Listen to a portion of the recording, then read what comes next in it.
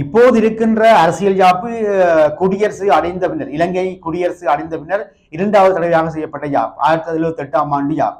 அதிலே 20 திருத்தங்கள் செய்யப்பட்டிருக்கின்றன. இப்ப இந்த யாப்பிலே கூட சில கருத்துக்கள் ஜனநாயகத்துக்கு முரணானவை என்ற கருத்துக்களை பிரபல அரசியல் விஞ்ஞான பேராசிரியர்கள் முன்வைத்திருக்கிறார்கள்.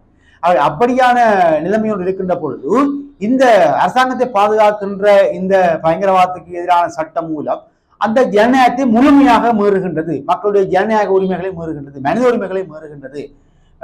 அரசாங்கம் சொல்வதை மட்டும் கேட்க வேண்டும், அரசாங்கம் செய்வதுதான் சரி என்ற நிலைமைகளை அங்கீகரிக்க வேண்டும் என்பது போல இது காணப்படுகிறது. ஆகவே இது ஜனநாயகத்துக்கு மாறான ஒரு சட்டம் மூலமாகத்தான் இதை பார்க்கலாம்.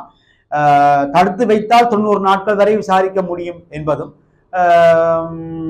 அத்தோடு எந்த விதமான, அதாவது கைதியை சட்டத்திலே சென்று பார்க்க முடியுமா என்பது கூட தெரியாது. ஆகவே இப்படியான நிலைமைகள் இருக்கின்ற பொழுது, அதுவரை உங்களுக்கு இன்னொன்று தெரியும், இந்த இலங்கையினுடைய சட்ட மூலங்கள் என்பது நீதிமன்றத்திலே பொருள்கோள் செய்யப்படுகின்ற பொழுது சட்டமா அதிபர் திணைக்களம் அரசாங்கத்துக்கு சார்பாக பொருள்கோள் செய்கின்ற பொழுது அதை தங்களுக்கு ஏற்ற மாதிரி பொருள்கோள் செய்கின்றார்கள். அப்ப பாதிக்கப்பட்டவர் சார்பாக நிற்கின்ற சட்டத்திரணி அதை வேறு விதமாக பொருள்கோள் செய்தாலும் அதை அரசாங்கத்துக்கு சாதகமாக நியாயப்படுத்தி தண்டனை செய்யாத ஒருவரை குற்றவாளியாக்கி தடுத்து வைக்கின்ற, சிறை வைக்கக்கூடிய ஏற்பாடுகள் இங்கே காணப்படுகின்றன.